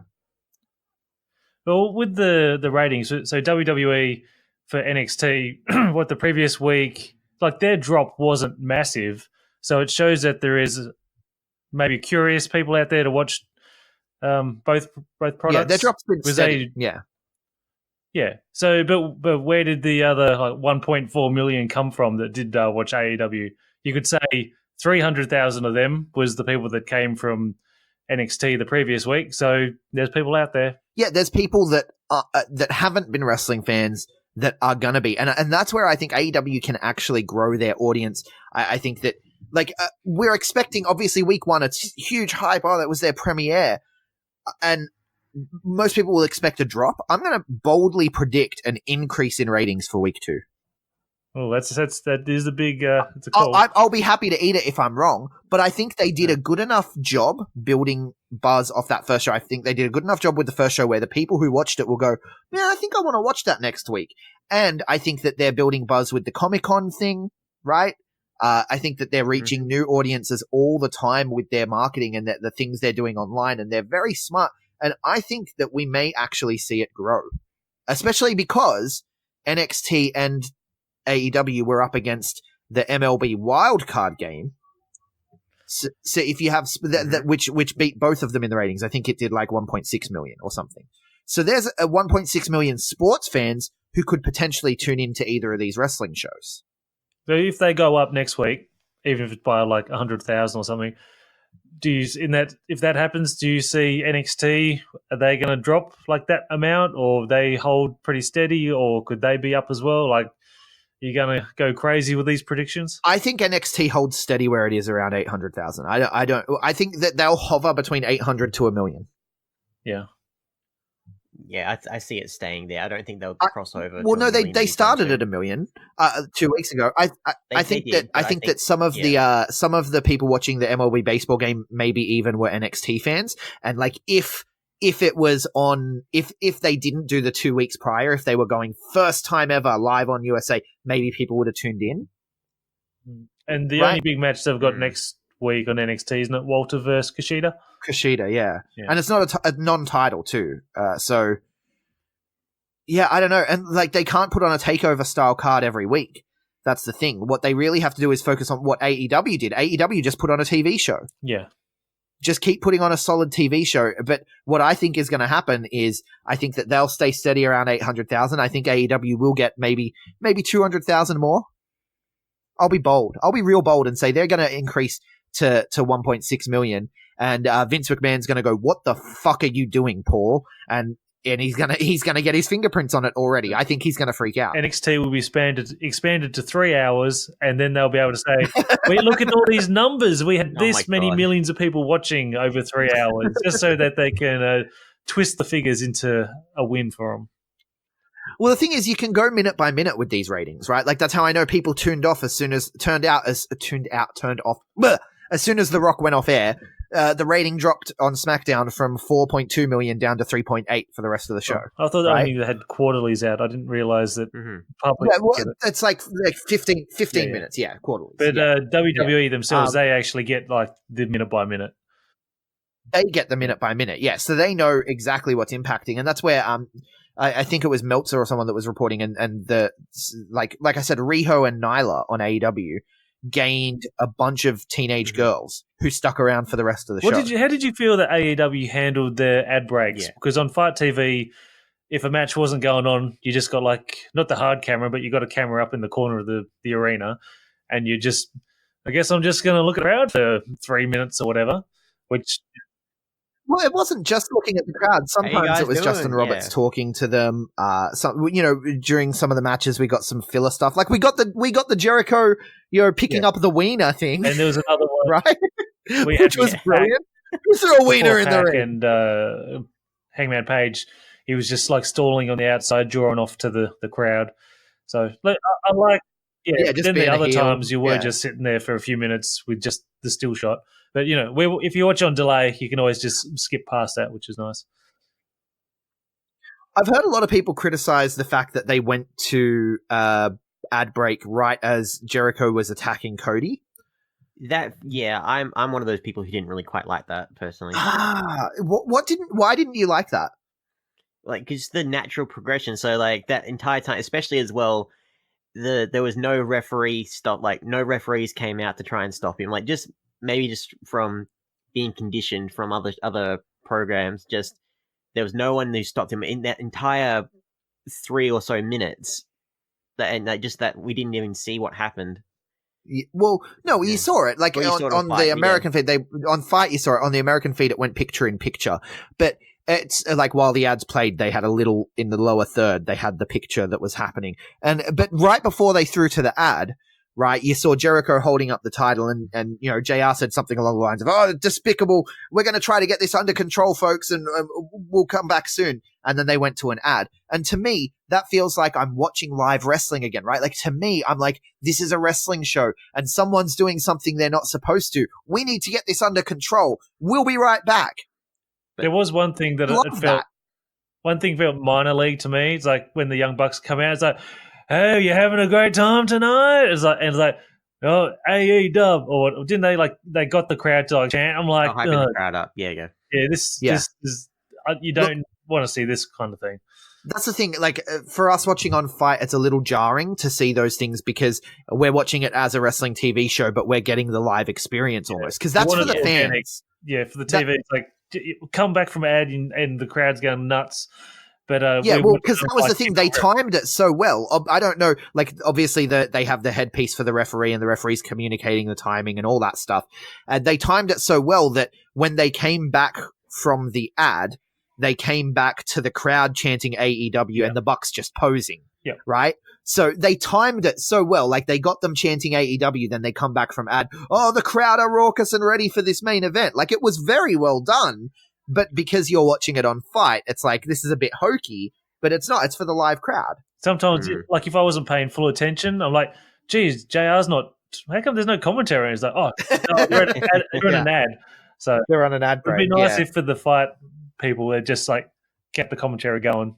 Otherwise, it's like. Well, they did at some points, but then at other points they didn't. It was jarring. Like during the Nyla and Riho match, which, by the way, the action did not stop in that match. There was at no point did it feel like they were at a commercial break. Whereas when Park and Hangman had their commercial break, it was very much, I'm going to put you in a headlock. We're going to do we're going to slow things down, right? Because there's not many people watching this. Let's just chill for a bit. Let's have an extended Park Heat segment. But with Nyla and Riho, they just went balls to the wall the whole time, so they had to keep the commentary going. She superplexed Nyla. Riho superplexed Nyla. The Meteoras, like, it was a great match. I fucking love that match, man. Anyway, I think we've covered the Wednesday Night Wars extensively. I think that we're all kind of leaning towards. It looks like AEW are going to dominate the early portion of this war. It looks like it, yeah. What do you reckon, Ben? Oh, absolutely. But we don't want them to absolutely wipe the floor because you want the competition. You want no, they won't. They won't. To make WWE's, No, of course. WWE's statement is correct. The real winners are us, and they will be competitive. They're not going to. I don't know whether Vince is going to try to get involved or if Vince is going to give him a little bit of leeway, like Triple H seems to think they will, and just give him the time to try to get back on top, sort of thing. But we are going to see the competition is going to make wrestling better overall. It's just a question of how and how long. You're going to get Brock Lesnar versus Cain Velasquez on NXT in 3 weeks' time. God no! Do you want to hear my bold prediction? Okay. Lay it on us. I do predict growth for AEW, and I predict SmackDown on Fox is going to decline, right? Like I said, I really don't think it's going to retain viewers. I think past the draft, maybe another week or two past the draft, you'll have a slightly higher number, but I think it'll return back down to around the 2 million it was doing on USA. I don't think it's beyond a stretch to say that by 6 months' time, that AEW may have enough buzz to be doing 2 million viewers. I think AEW could get close to the same viewership as SmackDown. It's all going to depend how the TV landscape goes as people move away from regular TV to internet, like Netflix type of options and streaming. So. And like the thing is too, like it's very early days, and so I'm making bold predictions. Don't fucking at me in 6 months when I was wrong. Like I could absolutely be wrong. I'm just saying what I see, what I believe, what I think may happen. I'm putting it out there in the universe to see what happens. In the here and now, that's what you're hoping for, and there's nothing wrong with that. So that's the Wednesday Night Wars. Who do we think wins the Tuesday Night Turmoil? Because we got Impact on Tuesday night. Actually, we talked to WWE before, but we didn't talk about this one thing that's very important, and I think it's going to be very instrumental to NXT's ratings. Scarlett Bordeaux, former Impact Knockout, signing, potentially, rumors, to NXT. I love it. That's a big loss for AEW. It is, definitely. I think that she was one of the hottest free agents there for a while, and you can tell she has that Mandy Rose type character that they want. Please don't put her in the same sentence as Mandy Rose. No, that they wanted Mandy Rose to be, but Scarlett Bordeaux just does that naturally, is what I'm trying to say. Yeah, Scarlett Bordeaux equals ratings. Yes. You can tell Impact wanted to do stuff with her with the smoke show with the Scott Steiner thing a few months back. And does Killer Cross come along for the ride too? If his contract allows it. Ooh. Yeah, we still don't know what's happening with it, and just Killer Cross is a beast as well. So, but Scarlett Bordeaux going to NXT, I'm big on that. But yeah, so she's no longer with Impact, of course, and Killer Cross is under the whole contract situation that's happening there. Impact are on Tuesday nights now, alongside NWA Power. Now, NWA Power, yeah, we finally got the news for that. It's not actually a TV show, guys. No. YouTube series like MLW. Well, MLW is on TV, though. MLW is on beIN Sports. Yeah, but in terms of the weekly coming out on the YouTube series and then building up, yeah. So we've got NWA Power. And we've also got coming AEW Dark. The Dark matches that they film on Wednesday night will air the following Tuesday night alongside NWA Power and Impact all online. So you got Impact on Twitch, AEW Dark on YouTube, and NWA Power on Facebook. It's like, I think it's fantastic. Like, there shouldn't be dark matches like in today's technological climate, or you can watch everything. Like, you've got extra content there. Like, why not put it to good use? And like, we've got Tony Schiavone. He's going to be in charge of the AEW Dark, doing in the control center. It's going to be fantastic. I know you're big on NWA, man. Why don't you run us through the quick news that you wanted to talk about NWA, and then we can get to our New Japan and our quiz. So, like, they've had so in Atlanta, they've had their 2 tapings. Like, we're going to see the first episode for us this Wednesday, but this Tuesday they're going to do that on their YouTube channel. I think they've done about, it feels like 4, 5, or 6 tapings at the moment, and one of the big stories is a couple of titles changed hands that we know of now, because it's all, like, not spoilers so much because it's all up there on their Facebook and stuff. In their 60s, you have the Rock and Roll Express, 9-time NWA World Tag Team NWA Champions. World Tag Team Champions. They're old as fuck, but they were on the New Japan shows, and they're still killing it. They're crushing it, yeah. And I love the set. Have you seen photos of the The studio? set does look good. I like studio wrestling. Yeah, I'm a fan. I've been watching WCCW and Smoky Mountain Wrestling and stuff on the network, and yeah, NWA Power. I like the way it's set up. I do. Yeah, and just like you got to keep it simple and like bit of studio magic, and I love those kind of sets where it's just like one space for everything, and that's all you need, really. I love that. I want to feel the nostalgia. I want to feel the power. And yeah, in this day, we got a new NWA North American champion too, right? So the national champion, we got Colt Cabana. He regained the title against James Storm, the man who took advantage of him while he was injured. And yeah, because I can totally see James Storm being in that world title picture, definitely, because they're going to need some fresh contenders for that belt at some point. Yeah, definitely, and bigger names too. So James Storm's a bona fide star at this point, so that's pretty cool.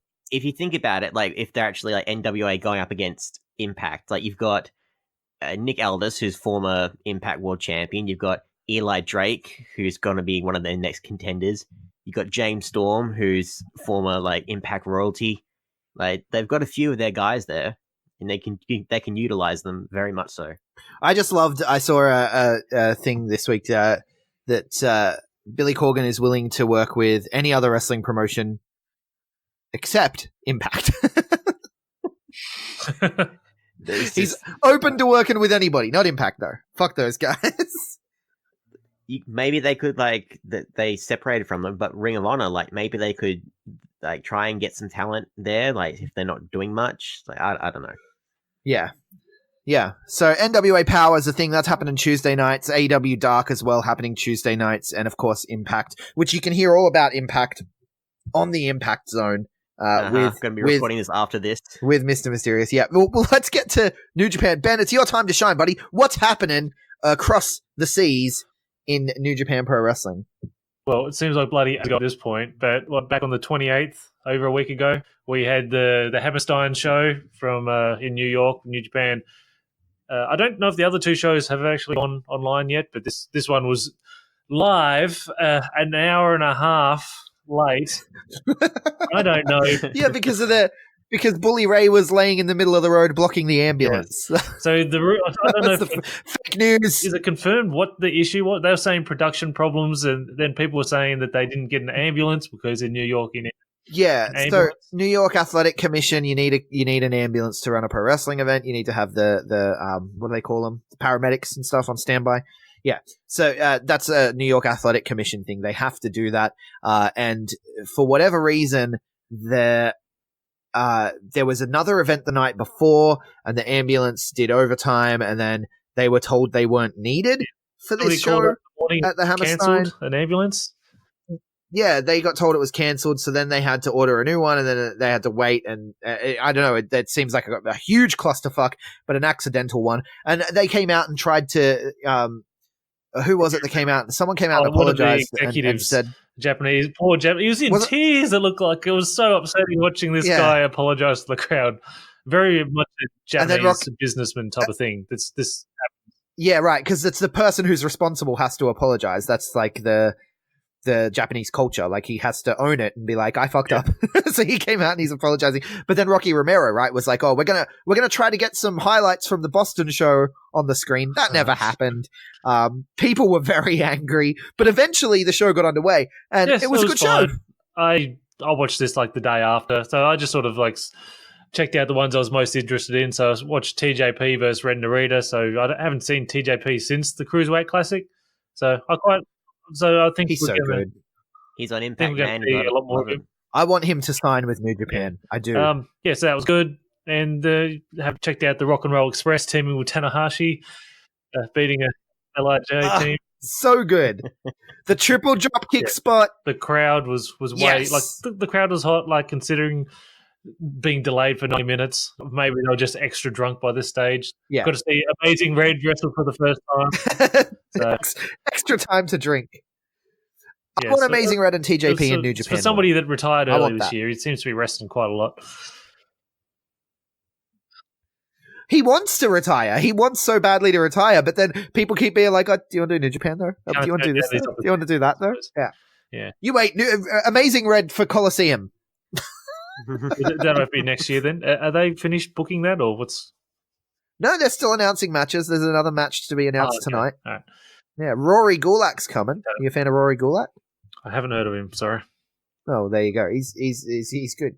So he's very similar to Drew Gulak. He's stretchy, Zack Sabre Jr. catch wrestling, that kind of thing. Yeah. So the big match that I was most looking forward to was should come. Kenta defending the never openweight title against Yoshihashi.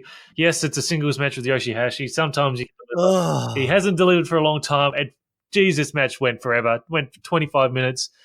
It was good when it got to like the last 45 seconds. Like, Kenta just like these wicked like forearm slap chops down into Yoshihashi's neck. It looked really good. Then hit him with the go to sleep and pinned him. It's like, I didn't even watch the main event. Like, I was just so pissed off that I had to sit through this thing.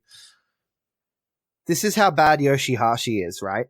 Yoshihashi is so bad that you've got the new recruit for the Bullet Club. Yeah. Mm-hmm. Who people hate. He turned on his friend. His critically injured friend. He turned on him. The man that can never wrestle again. He took a drop kick to the face. Wanted to cheer for him. And everybody wanted to cheer for him over Yoshihashi. That's how bad Yoshihashi is. Why does this guy exist? Somebody needs to get pinned in those chaos matches, so you got to have Yoshihashi there. Anyway, but they wanted to cheer him so bad, so he just slowed the match down and turned it into just an awful match of just crappy nothing, so that people would boo him. That's masterful. That's Baron Corbin. So I wasn't a huge fan of this show, and haven't watched any New Japan since. There's been a couple shows. I don't know if they've actually been on New Japan Live. Well, I think they might just be live. No. There's been nothing else on New Japan World Live for a while. It's slow season until we get into like tag leagues and stuff, which is. But, there's a little bit of New Japan news where there's talk about Minoru Suzuki wanting to leave. He's going to go to Noah allegedly. Yeah, so that's where he was previously. Yeah, he's been there for years before his most recent stint. So New Japan contracts, I'm pretty sure they always run from like 1st of February. Yeah, so I guess, dude. Not long before we were talking, I was listening to the Super J-Cast. I'm about halfway through the episode, and they were talking about this. And apparently no one in Suzuki-gun is actually under contract. They're all freelancers, really? Are they? Even Taichi? Wow. Apparently. Okay. I think they said, was it Sonata's a freelancer, would you believe? Kanemaru is under contract, but that's it. Jeez, it'll be weird to see all them go. There's quite a few of them. I don't think all of them will. I think have to stay, surely. Do you reckon Zack Sabre Jr. would stay, or do you reckon he'd go? He was in Noah when Suzuki was there, though. When the rest of But how close is he with Suzuki? Like, is that an actual mentor the Rev relationship? Pro shows, they're always together. That's what I mean. Yeah, they wrestle together all over the world at this point. Like, I would not be surprised to see him go. I don't know. That'd be a huge boost for Noah, Yeah, even if it's just Minoru. But if it's Minoru and Zack, oof. Yeah. It's like you hear that he would have left earlier if not for the stuff that he's doing with Jushin Liger right now. Yeah. You know who else isn't under contract? Yeah. Lance Archer. Sonata. Best big man in wrestling today. Like Tangaloa, he's a tag team champion. He's not under contract. My good friend TK listening to the show. I know, Tony Khan, you're listening. I know. Sign Lance Archer and book Lance Archer versus Luchasaurus, please. And I'd enjoy it. the other news: Harold May. What is his position exactly? He's one of the heads at CIO. He's somewhere in the corporate structure. Because I thought he was the general manager, but that's that Michael Craven guy who came out here. And also at the British show, just like verbally assaulted the Super J-Cast guy. Yeah, God, that was a funny story. Awkward as fuck. Go listen to Super J-Cast, guys, because first off, their New Japan coverage is intense. Like they're really good at what they do. But that story from 2 weeks ago, I think it was, after the British show, their producer got accosted by Michael Craven. Awkward. Yeah. So that's the news coming out of there. I think King of Pro Wrestling is the next big thing coming up. I think that's the 14th of October. Not a lot of hype going into it. Yeah. Because that's not far away. I think there might be one there. So, but anything? You guys have anything to say about New Japan before? Man, that was all the news that I was going to bring up the Minoru Suzuki thing, but you brought it up. What have you got for us for this damn quiz? Because I know you said to me like 3 days ago that you had it ready. I had this ready back on Tuesday night. I was like, I want to have these quizzes ready before quiz day, just before recording day. So, well, yeah, because we weren't sure if we were going to wait for SmackDown or not. How do you guys feel waiting for SmackDown with the flagship? Well, I don't watch it. Don't like it. Don't like it. Yeah, we should do it earlier in the week. Let's throw it to the listeners. Listeners, let us know if you think we should do the flagship earlier in the week. If we should, just focus more on the war stuff. And I don't know. Let us know what you like, and we'll tailor our shit to you. But let's hit this quiz, man. Let's get it done. Let me hit the music. All right, I can hear it. The music sounds good. So I've themed about ambulances, and we've got some Monday Night Wars and a little bit of Rock and Roll Express here. But the buzz in. Oh God, here we go. Buzz in. That's always the fun part.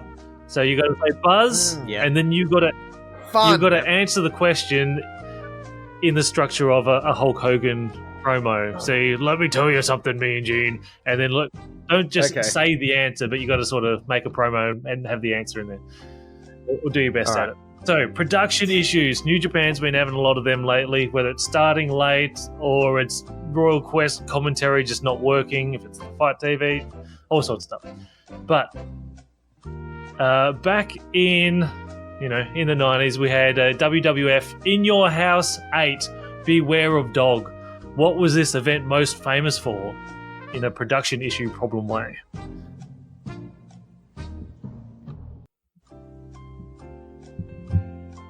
I feel like I probably rented this tape. No, you wouldn't have. Yeah. No? You might have watched the when they tried it like 2 nights later. There's an infamous problem on this show.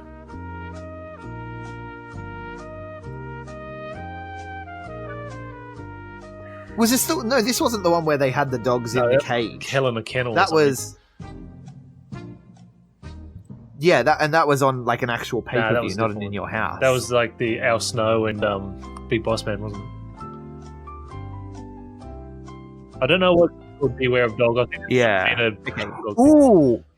I was like... I was about to buzz. Let's try... So I'm saying this to Greg, or am I saying this to you, Ben? What exactly with the cut buzz the Hulk Hogan promo on me, then with the answer in it somehow. Yeah. With the answer in it. Okay.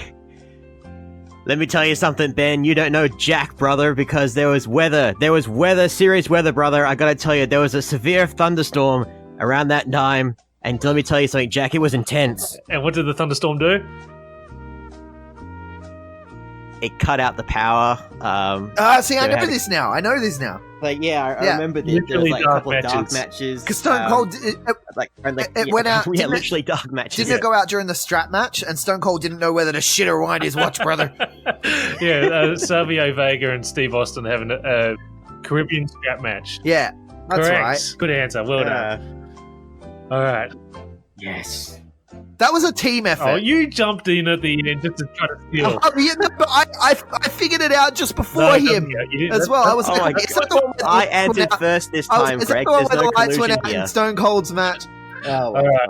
I was about to buzz. It's all good. All right, I won't take the point. It's fine. You have it. Question Okay. 2. Who was in WWE's last ambulance match, which is apparently their only ambulance match?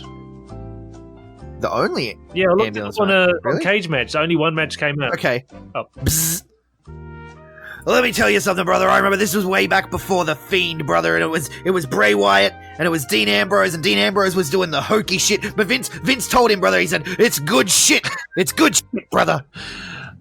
Okay, this isn't the match that I found. So if I believe this one happened more recently. If Mysterious can jump in. Okay. Really? I don't believe you. Ambulance match. Was Shit. that Bray Wyatt one? Was that actually billed as the ambulance match? Or was that? Maybe it wasn't. It ended with an ambulance spot, though. I'm sure. Let's see how Mysterious goes. See, Greg, you don't know, brother. Instead of Bray Wyatt, before the Fiend came out, brother, there was Roman Reigns versus Braun That's what I got. Strowman. They did have one, didn't Yes. they? I think this was 2017. So Fuck. Yeah, Yeah, that would have been later than the Dean Ambrose one then. I can't remember. Like, I'm thinking like Seth Rollins and Kane. Like, was that a ambulance match they had where like Kane came out? He was corporate Kane, then he came out the ambulance, and he was in the full. Like, I can't remember. It's kind of blurring. this is the only for me, one that but yeah, came that's up the when I last was ambulance match. looking. I don't know if you've got anything else there. Yeah, see, I remember Booker T and Mike Awesome doing an ambulance match in WCW. No. Does that count? Yeah. It's my favorite years of WCW, brother. Oh, I'm gonna do a WCW whole 2000. quiz where it's who was in the match where it was like something on a pole. Judy Bagwell on a pole, Viagra on a pole. All right, so who got Triple Mysterious? I Cage. got you. Okay, you're on 2-0. You're gonna get this again. God damn it. Okay, another ambulance one here. On April 21st, Oh, no. 1997, who did Steve Austin famously beat up in an ambulance?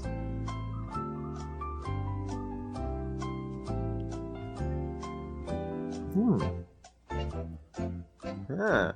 I looked it up, by the way. Bray Wyatt versus Dean Ambrose was an ambulance match. It was in Still 2015. So I forgot about the Roman Okay. Reigns and Braun Strowman one. Balls. Can I get half a point? No, Jesus. So Hogan was in. What was he in? WCW. This is Stone Cold, brother. time? Stone Cold. Oh, sorry. In Sorry. 97.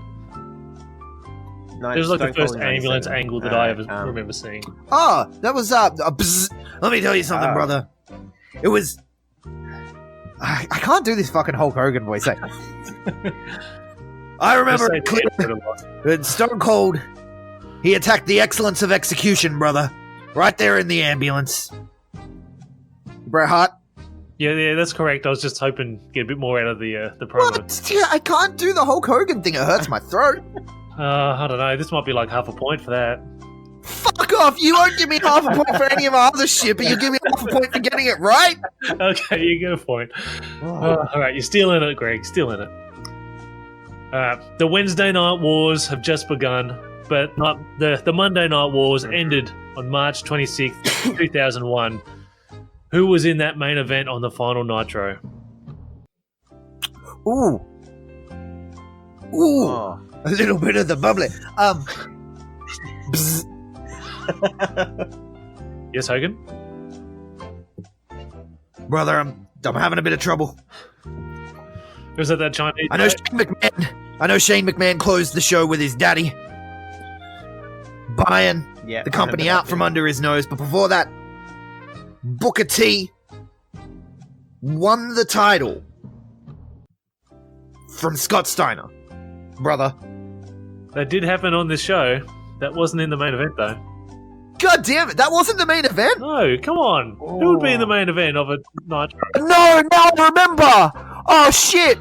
Ah, Mysterious. Fuck me. If you don't get this, fuck. goes Oh, I'm so mad at myself. I remember now. Oh god.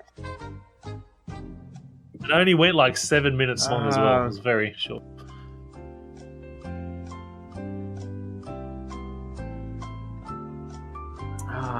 No, I'm struggling. You could probably just say two names and you might get it. Okay. How about Sting and Now make it a promo. God damn it. See, because God. as soon as you said, no, that wasn't in the main event, I was like, oh shit, no, now I remember. They did it for like the last time ever. God damn it. You gotta remember, Jack. Gotta wake up in the morning, Greg. Gotta look at the pythons, and you gotta remember the story of one Sting versus Ric Flair. God damn it. Yes, you got it. My opponent, brother, for Crown Jewel in Saudi Arabia, brother. We're gonna make a lot of money one last time. Woo! Yeah, that whole thing. Alright, so God.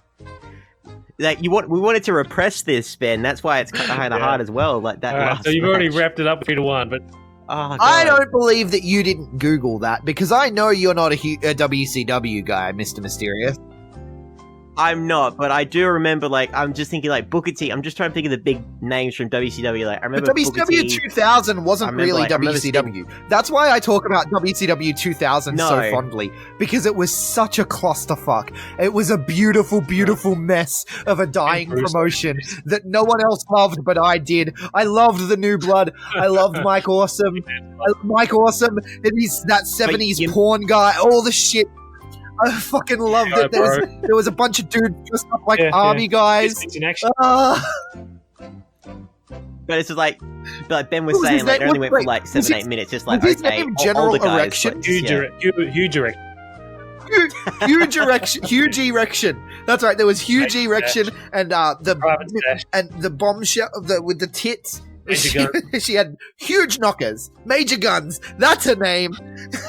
Major gun. Oh god, I love WCW 2000. Yes, I did at the time. I don't know how I'd feel going back to it. Okay. I'm gonna have to go back to it at some point because I've talked about it at this point. I've talked about it so many times on the podcast and people have rolled their eyes at me. I'm gonna have to go back and review it like in real time. I only ever watched those 1 hour highlight episodes that was on Channel 9 here, so I've never seen like a 3 hour Nitro. So it only had the matches, so I never saw all the bullshit. All the promo. So good. Final question. So good. This is an easy question. How can you not love Scott Steiner on top? The genetic jackhammer. Come on. Genetic freak. Sorry, the jackhammer was Vince. Anyway, final question. Let's do it. I can't win, but whatever. This is for 2 points then. Like last time. Okay, all right. I can tie it up. Make it. The Rock and Roll Express were inducted in the WWE Hall of Fame 2017. Who inducted them? You should have just said Buzz and then just like stole for the answer, Greg.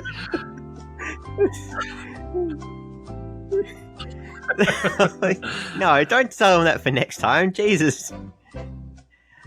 All the Hulkamaniacs will remember live a couple of years ago when the Rock and Roll Express were getting inducted, brother. Yeah, the one and only Jim Cornette. Make it a bit more personalised. Instead of just saying the answer, come on. You just said the question and just added the answer to it.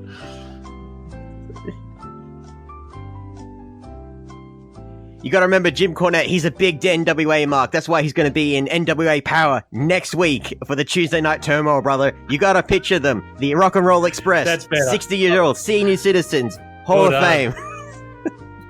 Brother. That's it. Oh, God. That's it. Where can people find you online? Ben Tokyo, Mr. Mysterious, in that order. On Twitter, at AsiaManiaPod. On Instagram, Ben White. Podcast, look up the Bamcast and something Podcast Network. That's it. I still think you guys are cheating on the quizzes. No. Oh, my God. No. You can find Mr. Mysterious at sorry, Cheetah Greg, Cheetah Pumpkin Eater. Actually, you can find me at all on the socials at Mr. Mysterious with 17I, Facebook, Instagram, Twitter, YouTube, and Grapple. Hashtag no collusion, Greg. Where about you? Impeach!